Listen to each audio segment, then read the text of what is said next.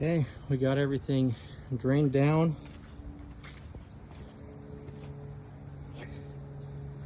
Should never get that full again.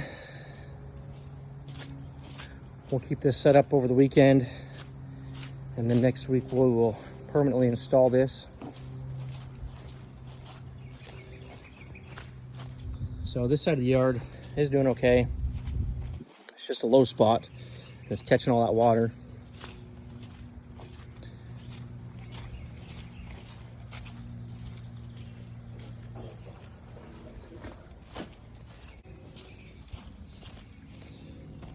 And here's where that drain is coming out to the street.